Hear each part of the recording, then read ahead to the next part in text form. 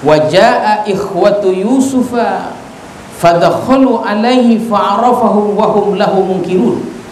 Maka datanglah saudara-saudara Yusuf, fadakhalu alaihi, maka mereka masuk kepadanya, fa'arafahum, Yusuf kenal dengan mereka, wa hum lahu munkirun, sementara mereka tidak kenal dengan Yusuf.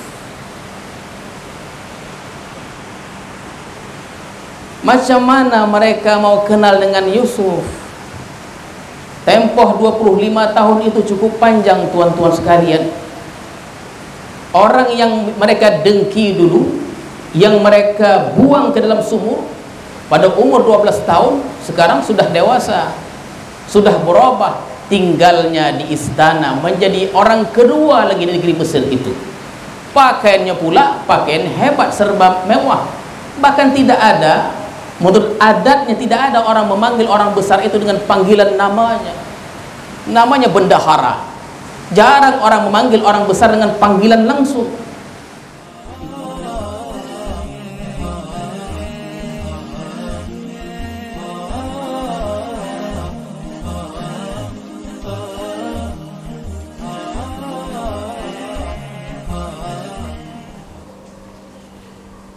Bismillahirrahmanirrahim. Assalamualaikum warahmatullahi wabarakatuh.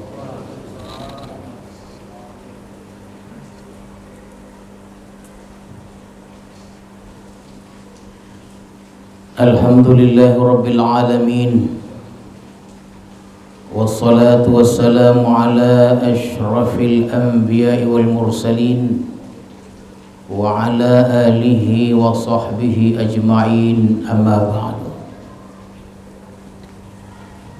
Tuan-tuan para khalifah, para salikin, hadirin hadirat serta para tetamu sekalian,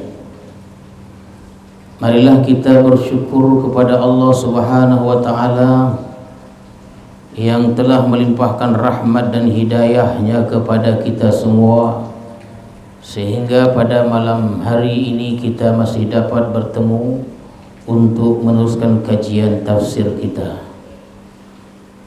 Salawat dan salam kita ucapkan dan kita sampaikan kepada Rasulullah sallallahu alaihi wasallam beserta keluarga, para sahabat dan para pengikut-pengikut beliau.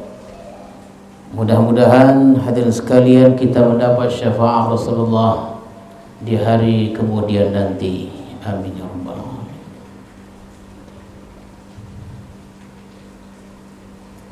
Maka berfirman Allah Subhanahu wa ta'ala, Bismillahirrahmanirrahim, wa jaa ikhwatu Yusufa fadakhalu alaihi fa'arafahum wa hum lahu munkirun. Ayat yang ke-58 dari surah Yusuf.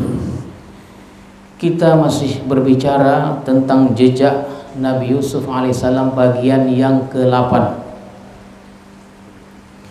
Setelah kita bicarakan, setelah kita sampaikan bahwa takbir mimpi yang disampaikan Nabi Yusuf alaihissalam benar adanya dan menjadi kenyataan. 7 tahun pertama itu masa subur, artinya dikelola, diatur oleh Nabi Yusuf alaihissalam dengan aturan yang sangat baik. Bahkan beliau memang meminta kepada raja pada saat itu, ij'alni ala khazainil ardi, jadikan aku untuk bertanggung jawab dalam bidang ini hafizun alim, sesungguhnya aku adalah pengatur yang mengerti. Sebagaimana kita sampaikan tuan puan serta hadir sekalian, di antara yang dapat kita sampaikan bahwa manajemen pengaturan yang dibuat oleh Nabi Yusuf alaihissalam, karena 7 tahun ini mesti dikelola dengan baik. Ya, yang satu rantai menjadi 2 rantai dan lain-lainnya. Kemudian hasilnya memang berlimpah ruah. Karena pengelolaan pada 7 tahun itu berbeda dengan 7 tahun sebelumnya. Karena akan datang 7 tahun berikutnya musim kemarau panjang. Oleh karena itu, takbir mimpi tadi hasil yang 7 tahun itulah untuk penghidupan 7 tahun yang berikutnya masa kemarau yang panjang itu. Ya, selama 7 tahun itu makan ala kadarnya. Dan makanan gandum pada saat itu selebihnya yang banyak disimpan atau dilumbungkan, tidak ditanggalkan dari tangkainya. Rupanya gandum ini bila tidak ditanggalkan dari tangkainya boleh bertahan selama lebih kurang 10 hingga 12 tahun. Diolahlah dia.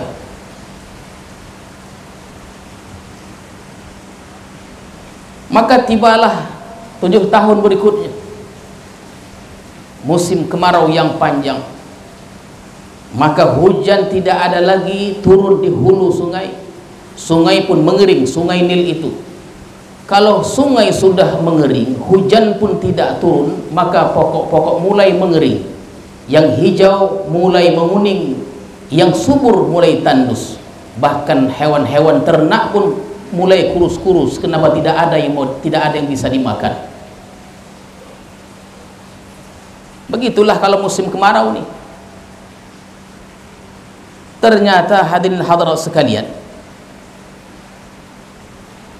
kemarau ini bukan hanya menimpa Mesir saja rupanya, menimpa negeri-negeri yang berdekatan dengan Mesir, ya, seperti Suriah, seperti Mesopotamia itu Irak, seperti Kanaan itu Yerusalem atau Palestina. Mereka ditimpa kelaparan juga, bahkan bahaya kelaparan. Tetapi orang Mesir tidak ditimpa bahaya itu. Mereka cukup makanan karena sudah ada persediaan selama 7 tahun. Bahkan mereka bisa menjual gandum-gandum itu. Bukan hanya dijual di dalam, tapi sampai keluar, hadirin sekalian. Jadi pada saat itu negeri Mesirlah satu-satunya yang menjual makanan. Ya, banyak negeri yang datang ke Mesir. Maka sampailah berita itu ke Kanaan, tempat tinggalnya Yakub dan anak-anaknya. Maka diutusnyalah ya anak-anaknya 10 orang itu untuk pergi ke Mesir membeli barangan-barangan yang diperlukan untuk makanan. Sementara Bunyamin tinggal bersama ayahnya. Jadi yang berangkat itu 10 orang. 10 orang ini yang pernah masukkan Nabi Yusuf ke dalam sumur itu. Berangkatlah mereka. Kemana? Ke Mesir. Itu jarak dalam 600 km itu. Lebih kurang. Mesir, Palestina itu. Kanaan, dulu namanya Kanaan. Berangkatlah 10 orang ini ke Mesir. Itulah ayat yang saya baca tadi. Wajaa ikhwatu Yusufa fadakhalu alaihi fa'arafahum wa hum lahu munkirun. Maka datanglah saudara-saudara Yusuf, fadakhalu alaihi, maka mereka masuk kepadanya, fa'arafahum, Yusuf kenal dengan mereka, wa hum lahu munkirun, sementara mereka tidak kenal dengan Yusuf. Macam mana mereka mau kenal dengan Yusuf? Tempoh 25 tahun itu cukup panjang, tuan-tuan sekalian. Orang yang mereka dengki dulu, yang mereka buang ke dalam sumur pada umur 12 tahun, sekarang sudah dewasa, sudah berubah, tinggalnya di istana, menjadi orang kedua lagi di negeri Mesir itu. Pakaiannya pula pakaian hebat, serba mewah. Bahkan tidak ada, menurut adatnya tidak ada orang memanggil orang besar itu dengan panggilan namanya. Namanya bendahara. Jarang orang memanggil orang besar dengan panggilan langsung. Itulah agaknya ketika saya menulis silsilah Tuan Guru itu, bahwa Tuan Guru Syekh Abdul Wahab Rakam itu anak Muhammad Yasin, anak Abdul Manaf Muhammad Yasin, anak Tuk Haji Abdullah, anak Pak Edek, anak bendahara Gombak. Tak disebut namanya. Payah kita mencari namanya. Karena menurut adat Melayu itu orang besar tidak dipanggil namanya, dipanggil gelarnya. Jadi Nabi Yusuf ini sudahlah tampan, berpakaian mewah, ada jabatan lagi, tidak ada orang panggil dia dengan panggilan Yusuf. Orang yang didengki mereka itu berpakaian mewah, sementara orang yang dengki itu dari dulu sampai bertemu dengan Yusuf seperti orang dusun juga, berpakaian dengan pakaian kampung. Hati-hati kita kalau dongki sama orang, tak akan berkembang kita. Dari dulu akan begitu je lah. 25 tahun macam mana mereka berpakaian dulu, 25 tahun dulu macam gitu juga lah. Sehingga Nabi Yusuf tahu. Itulah kata Allah, fa'arafahum. Yusuf kenal mereka, wahum lahu munkirun. Mereka tidak kenal Yusuf. Itu tuan-tuan sekalian,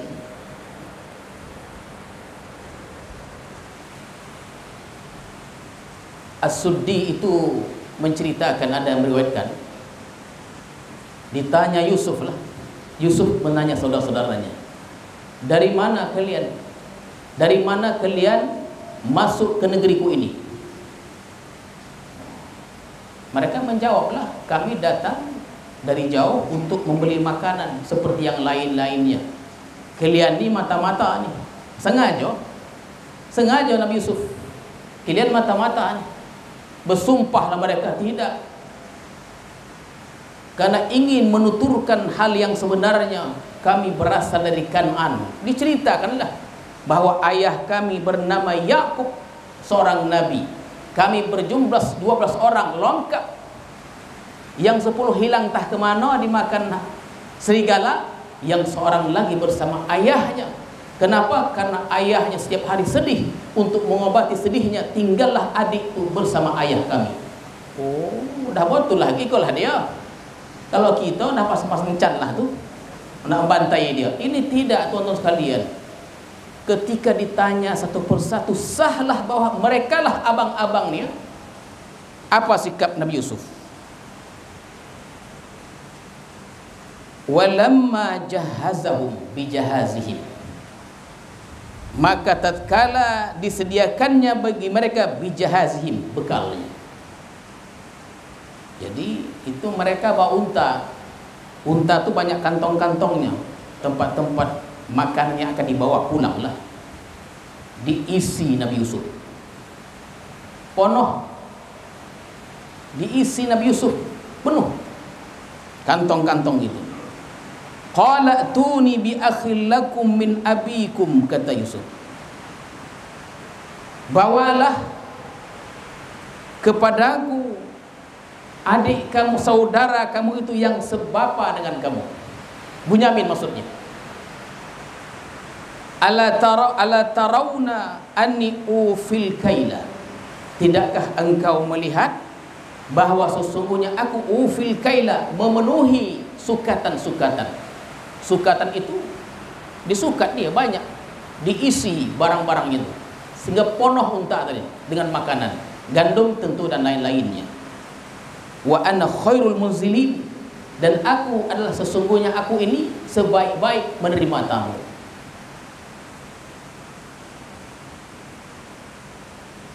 Jadi hadirin dan hadirat sekalian, begitulah Nabi Yusuf memperlakukan mereka, disambut dengan baik dan dengan penuh kemuliaan, ya. Diisi semuanya. Kata Nabi Yusuf pula, fa illam ta'tuni bih, apabila engkau tidak membawa kepadaku, membawa Bunyamin itu kepadaku, fala kaila lakum indi, maka tidak ada sukatan untuk kamu indi, dari sisiku. Wala taqrabun, wala taqrabuni ini ya, wala taqrabuni atau wala taqrabun, dan jangan mendekati aku. Jadi tuan-tuan serta hadirin hadirat sekalian, Ini bahasa yang sangat indah. Ketika Nabi Yusuf berkata demikian, apa jawaban mereka? Mereka tak sadar lagi, tak sedar bahwa di hadapan mereka itu adik mereka itu. Qalu, mereka menjawab, sanurawidu anhu abahu, kami akan rayu meminta dia kepada bapaknya. Wa inna lafa'ilun, sungguh kami akan kerjakan, lakukan. Jadi permintaan Nabi Yusuf supaya mereka membawa adik mereka Bunyamin ini, ya, permintaan Yusuf mereka mau, tuan-tuan sekalian. Kenapa? Karena mereka terhutang budi. Datang ke Mesir disambut orang hebat. Yang menyambutnya itu orang kedua besar di negeri Mesir itu. Bukan hanya disambut dengan penuh kemuliaan, dengan ramah tamah diisi barang-barang mereka untuk dibawa pulang. Meminta raja tadi, bawa adikmu. Tadi engkau ceritakan bahwa engkau berjumlah 12 orang. Yang satu di tokam serigala, yang satu lagi bersama bapaknya. Aku ingin berkenalan dengan dia, bawa kemari nanti. Berhio-hio untuk menjawab iyo. Kalau sudah tuan-tuan, mereka ini sudah tahu bahwa Bunyamin ini payah lepas dari orang tuanya. Kenapa? Yakub ada pengalaman ditipu oleh anak sendiri. Biarlah kami bawa Yusuf nih, kami akan menjaga. Mereka buang ke dalam sumur, dikatakan diterkam oleh serigala. Ini rencana membawa lagi, padahal mereka sudah tahu tidak boleh. Tetapi karena sudah terhutang budi, bisa payah kita kalau banyak dikasih uang. Jangan main timo aja, payah kita nanti.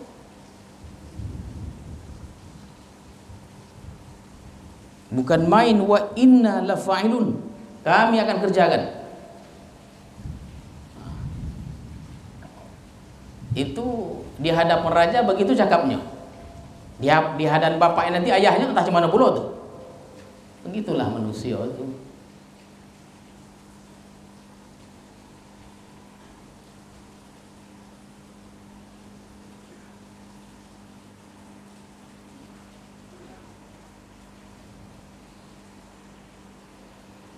Wa qala li fityani, berkata Yusuf kepada bujang-bujangnya, khodam-khodamnya lah, pembantu-pembantunya,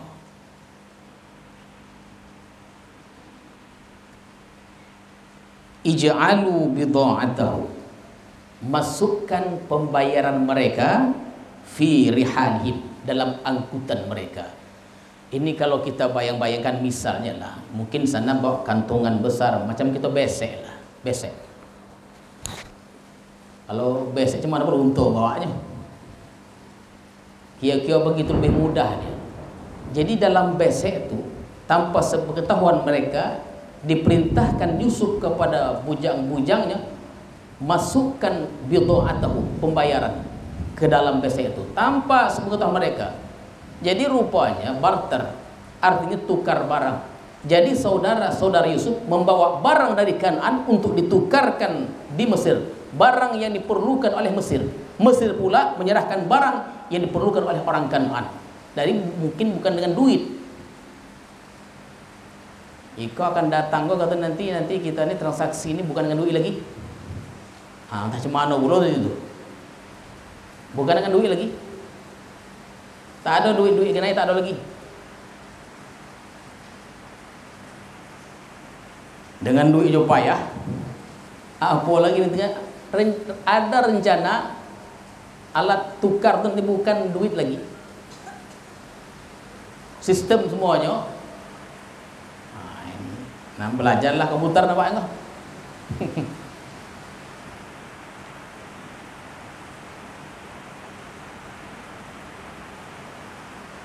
Maka dimasukkanlah bidha'atahum fi rihalihim. Jadi pembayar mereka diterima tanpa sepotong, mereka dimasukkan lagi ke kantong mereka, diletak bagian bawah tanpa mereka sadari.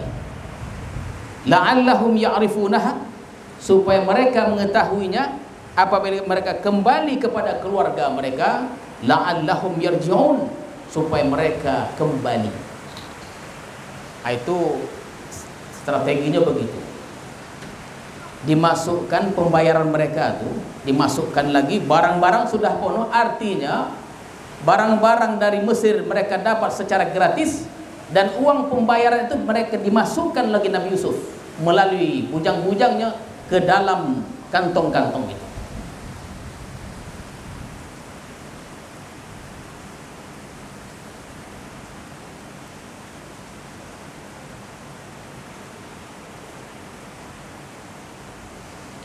Falamma raja'u ila abihim, setelah selesai semuanya dan gembira hati mereka, adakan tak senang tuan-tuan sekalian, mungkin belum pernah datang ke Mesir, disambut Raja Mesir itu dengan penuh penghormatan. Bukan hanya disambut, dikasih secara gratis lagi barang yang mereka perlukan. Falamma raja'u ila abihim, maka tatkala mereka kembali kepada ayah atau bapa mereka, qalu, mereka berkata, berjumpa dengan Yakub, qalu ya abana muni'a minnal kail. Kail itu sukatan. Wahai bapak kami, dilarang sukatan untuk kami.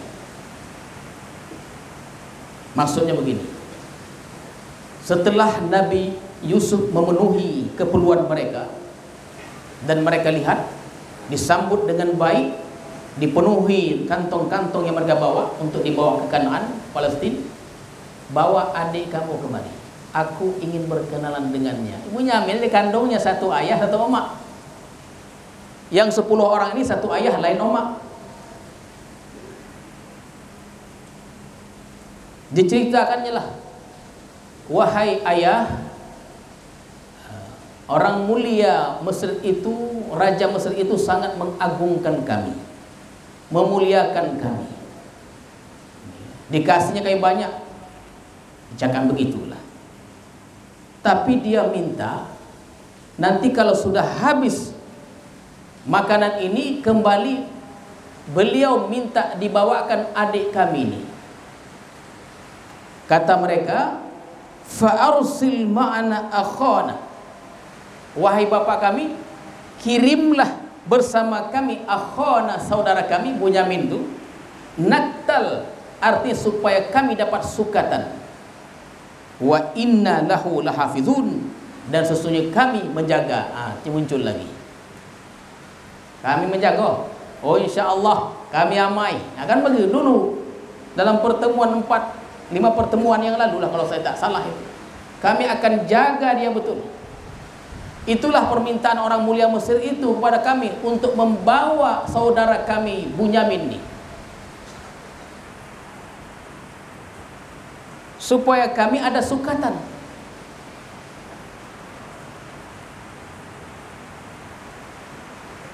Apa jawab Nabi Yakub alaihissalam? Qala hal amankum alaih illa kama amintukum ala akhihi min qabl. Adakah kepercayaanku terhadap kamu sebagaimana kepercayaan aku kepada kamu atas saudaranya yang terdahulu? Begitulah lebih kurang terjemahannya. Artinya nampak rada tak mengasihi. Dulu aku udah tak percaya, tapi ku kasih juga. Macam gitulah sekarang nih. Jadi macam mana aku akan memberikan izin kepada Bunyamin untuk menyertaimu? Dulu engkau berjanji juga untuk menjaganya. Engkau bilang dia ditokam serigala, ikut tak aku cito nanti ini. Tetapi kata Yakub, fallahu khairun hafidha, Allah sebaik-baik penjaga, wa huwa arhamur rahimin, sekasih-kasih yang pengasih. Begitulah, yang maha pengasih dari yang segala yang maha pengasih itu. mendengar jawaban ayahnya ini, habislah kata-kata untuk meminta kepada Yakub membawa adik mereka. Artinya tak ada peluang, habis alasan. Jadi ayat yang dibaca tadi, Tuhan, apakah kepercayaanku terhadap kamu macam dulu tuh? Artinya tidak bisa aku izinkan. Aku sudah tidak percaya. Begitulah agak-agaknya.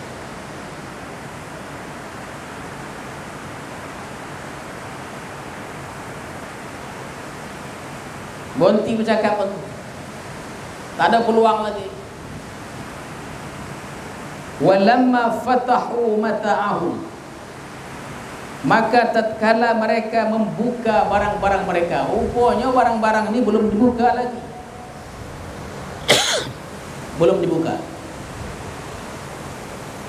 Sampai di rumah tak soba bercakap sama ayah, baik untuk segala macamnya, tapi syaratnya bawa saudara. Belum dibuka lagi.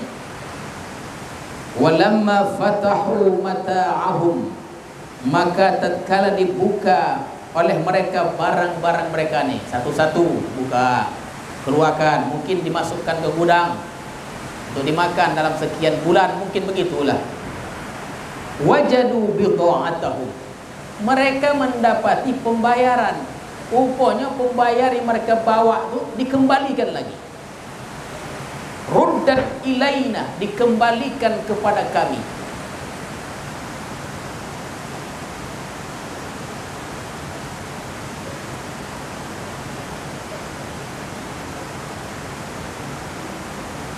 Maka berkata mereka, qalu ya abana ma nabghi, wahai bapa kami, wahai ayah kami, apalagi yang kita kehendaki. Ini dah bukti dah, bercakap lagi orang ni. Artinya ketika mereka mendapatkan pembayaran itu,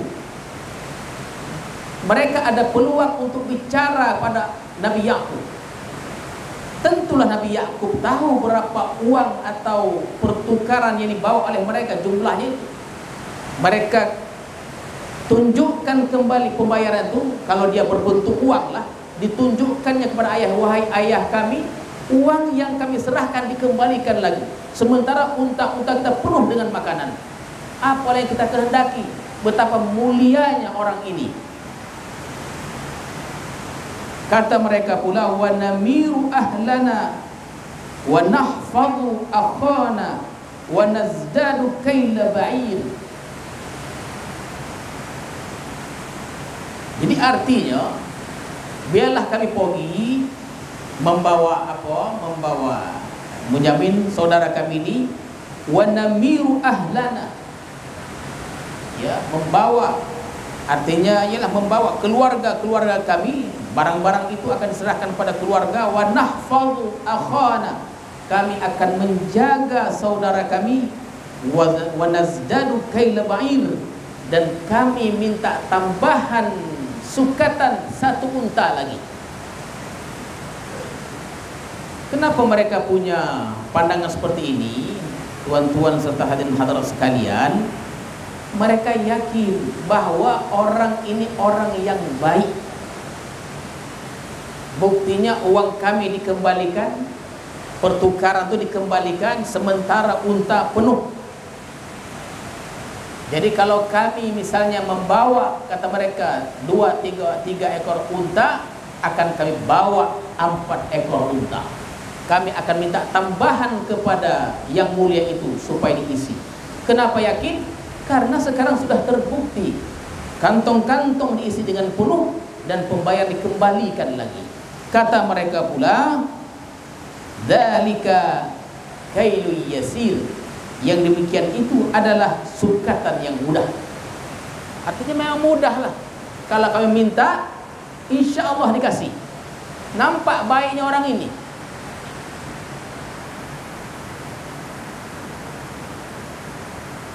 Nah, kail itu artinya sukatan, ya, sukatan.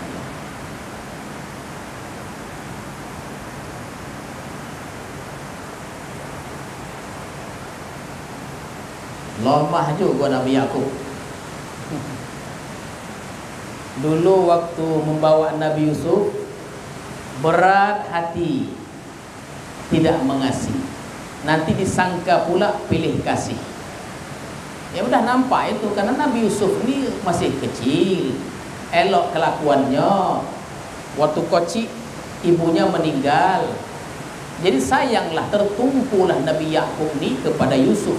Ditambah lagi bermimpi ada tanda-tanda kenabian itu, tumpahlah kasih sayangnya kepada Yusuf. Akhirnya walaupun berat hati, Nabi Yakub memberi izin juga untuk dibawa Yusuf ke mana? Ke permainan tadi. Mendengar penuturan penjelasan anak-anak Nabi Yakub ini, laumah juga Nabi Yakub. Laumah itu artinya anak baik apa lagi? Udah menekan, meminta segala macamnya. Sementara perlu pula, karena Mesirlah satu-satu negeri yang menjual makanan, yang lain kemarau. Akan tetapi syarat dengan saudara kamu itu, yang sebapa dengan kamu, tak saudara tu di muka adik orang tu juga benar.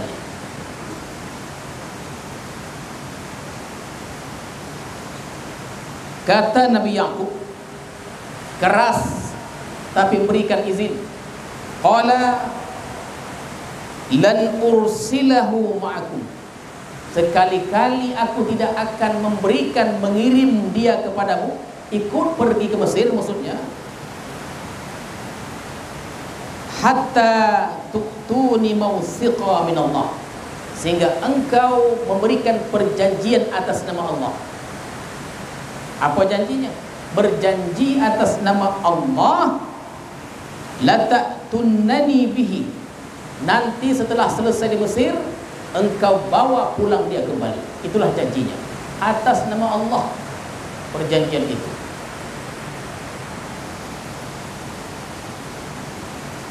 Ini bukan perjanjian sumpah, apa ya, perjanjian lah yang bersumpah atas nama Allah. La ta'tunnani bihi, engkau bawa dia kembali kepadaku, illa ayyuhata bikum, kecuali engkau dikepung. Kalau dalam perjalanan baik menuju Mesir ataupun pulang dari Mesir menuju Kan'an ini dikepung, diserang, dirampok, dan engkau sudah mempertahankan Bunyamin dengan hebatnya tapi kalah juga, itu lain cinta. Aku ridha, itu sudah ketentuan Allah.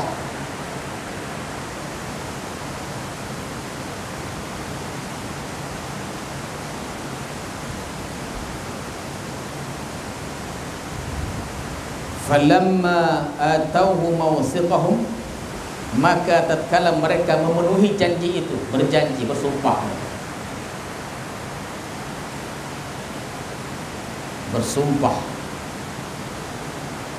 kalau sekarang ini di Indonesia ini tren mubahalah.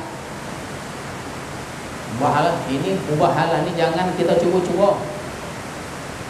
Ya, mubahalah ini nampaknya sudah banyak memakan korban. Nampaknya itu jalan terakhir. Sudah terlalu banyak orang yang berbohong di muka bumi Allah ini. Terlalu banyak. Maka jalan yang satu-satunya karena tidak ada kuasa, mubahalah. Dan mubahalah itu sudah banyak makan korban. Sudah pun banyak makan korban, orang pura ada juga, tetap tidak percaya. Apa buktinya? Mau menentang mubahalah itu. Mendengarnya pun kita takut. Mubahalah.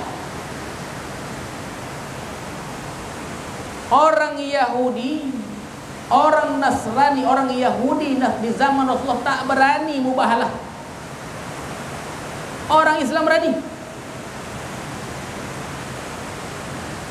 Parahnya itu. Diajak Rasulullah, mari kita mubahalah. Siapa yang betul? Tak datang untuk. Karena orang Yahudi tahu efek mubahalah ini. Orang yang tidak beragama Islam takut, yang beragama Islam menantang mubahalah itu.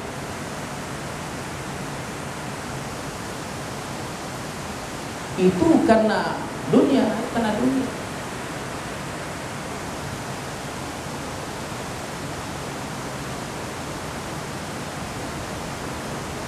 Jadi dia tuan-tuan sekalian,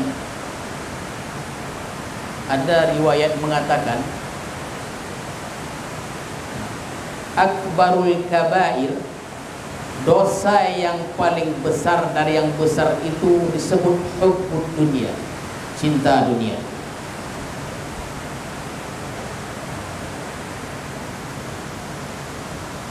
Kenapa? Karena cinta dunia itulah ra'su kulli khati'ah, pokok dasar segala yang salah.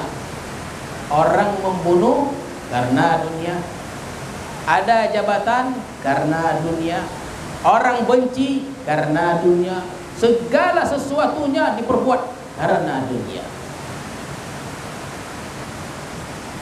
Mubahalah pun berani menantangnya karena dunia juga, tak lain lagi.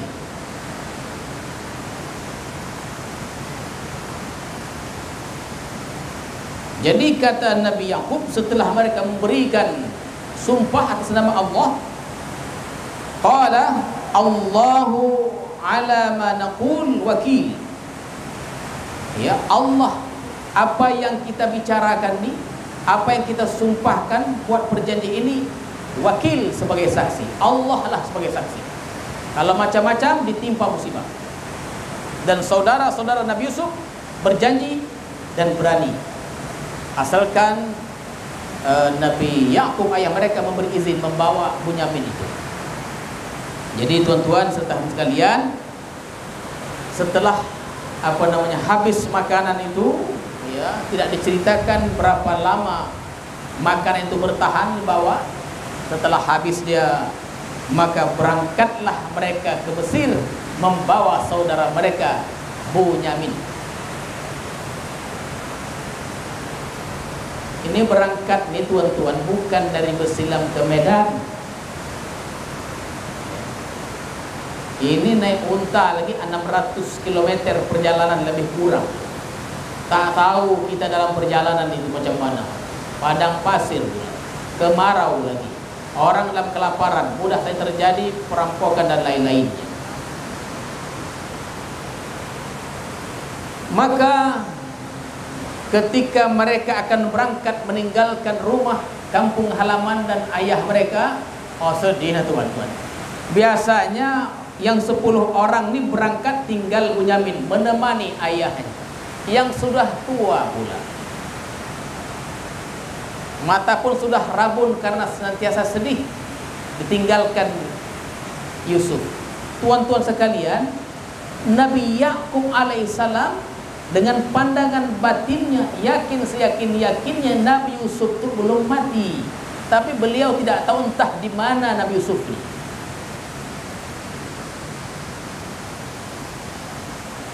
Terkadang orang kalau jumpa saya di sebelah nih,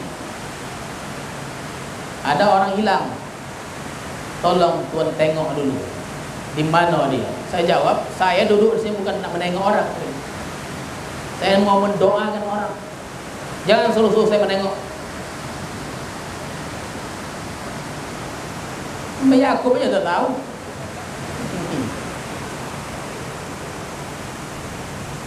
Ada lagi, dia mau ikut ujian, yang ujian polisi dah, yang ujian tentara dan lainnya. Tolong buat tengokkan anak saya ni lulus atau tidak. Saya duduk kemarin bukan menengok uang, saya mendoakan. Kita tidak mau di Islam ini ada pandangan-pandangan, ramalan-ramalan, tidak mau kita. Bukan saya tidak percaya, tak mau kita begitu. Oh, kalau mau diramal datang ke Islam, jangan. Tuan guru tidak pernah begitu. Doakan saja. Mau pulang dia pulang. Terkadang tidak pulang tu belok lagi.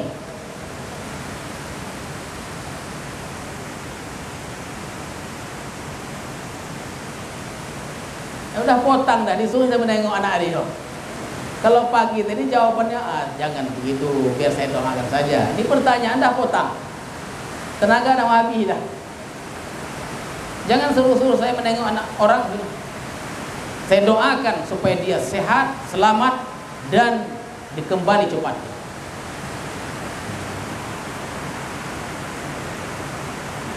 Jadi tuan-tuan sekalian, setelah mereka 11 orang mau berangkat, tinggallah ayah mereka sendiri di rumah. Sedih itulah. Ada kan tak sedih? 600 lebih kurang 600 km berangkat, entah cemana dalam perjalanan itu, tinggal sendiri. Maka berwasiatlah Nabi Yaqub. Apa wasiatnya? Ya bani la tadkhulu min babin wahidin. Nanti pergilah kamu, kulupas dengan segala keridhaan, keizinku. Nanti kalau mau sampai ke Mesir, janganlah kamu masuk melalui pintu satu. Artinya bukan Mesir nih dikelilingi tembok ada pintu-pintu, bosan betul Mesir enggak. Bukan begitu. Masuklah berbagai arah. Contohnya kalau mau masuk Islam, dia permis dah 2 orang, ya kan? Mungkin dari belakang sana atau dari benteng sana 3 orang. Jangan kalian yang 11 orang nih masuk melalui pintu yang satu. Kenapa? Upo agak mirip semuanya. Upo agak mirip. Nanti orang bertanya-tanya, seboleh orang mirip ini siapa kok? Nanti akan muncul pertanyaan, kalian dari mana? Mungkin orang pura-pura menjadi orang Mesir, padahal mau sesuatu yang membuat jahat pada mereka. Jangan masuk pintu yang satu, bahaya. Nanti ditanya nanti. Begitulah wasiat Nabi Yaqub. Seboleh uang masuk pintu yang satu. Oh, jangan. Upo sama, ya kan? Jantan pula semua lagi itu. Pakaian dusun. Kita tuan-tuan sekalian, kalau kita masuk ke kota, ya kan, orang jahat bisa membedakan mana yang kota, mana yang kampung. Oleh karena itu kita yang dari kampung ini masuk ke kota, berlagaklah orang kota. Itu diantara cara menghindar dari kejahatan-kejahatan. Kenapa? Di tempat-tempat tertentu yang tidak kita sadari di kota, banyak pandangan-pandangan yang jahat. Kita dari kampung, lugu, nak kemana tuan ni? Oh, botol, soda botol, udah makan. Oh, jangan, hati-hati. Hati-hati. Dulu tren dulu, udah tahun-tahun dulu itu, sekarang tak tahu, mungkin juga ada. Kadang-kadang masuk dalam angkutan tuh 5 orang deh, berpakaian rapi, tanya gini-gini segala macamnya. Baik betul. Ya, hati-hati tuan-tuannya. Iyalah. 1 kilometer turun mereka, cek kantung, losak, hilang. Pantah cemano mereka mengambil duit kita tuh. Masuk, jangan masuk pintu yang satu. Wadkhulu min abwabin mutafarriqah, tapi masuklah dari pintu-pintu yang berpisah-pisah. 3 orang sini, 4 orang sini, 1 sini, berpisah-pisah. Wa ma ughni ankum minallahi min syai', aku tidak dapat melepaskan diri dari Allah Subhanahu wa taala dari segala sesuatu. Aku lepas, tak mampu dia, aku lepaskan. Ya. Dari kuasa Allah. Artinya kehendak Allah juga yang berlaku. Walaupun ku katakan engkau masuklah dari pintu yang berbeda-beda, tapi kekuasaan itu ada di tangan Allah. Ini ikhtiar namanya. Kalau bala itu mau terjadi, terjadi jugalah dia. Walaupun begitu kita ada ikhtiar. Jangan tawakal aja, tak boleh. Inil hukmu illa lillah. Tiada hukum melainkan hukum Allah. Hukum Allah. Walau bagaimanapun hebatnya kita menjaga dari kejahatan, kalau kejahatan sampai, tak akan bisa kita menghindar dari kejahatan itu.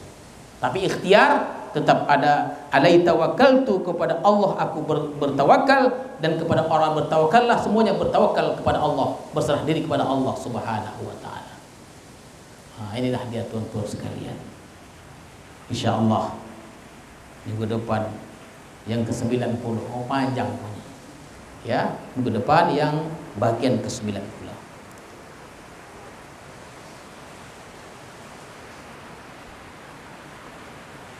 A'udzu billahi minasyaitonir rajim. Bismillahirrahmanirrahim. Allahumma zidna ilma warzuqna fahma walhiqna bis salihin. Allahumma ij'al jam'ana hadza jam'an marhuma wa tafarruqana min ba'di tafarruqan ma'suma. Wa sallallahu ala sayyidina Muhammadin wa ala alihi wa sahbihi ajma'in. Walhamdulillahi rabbil alamin.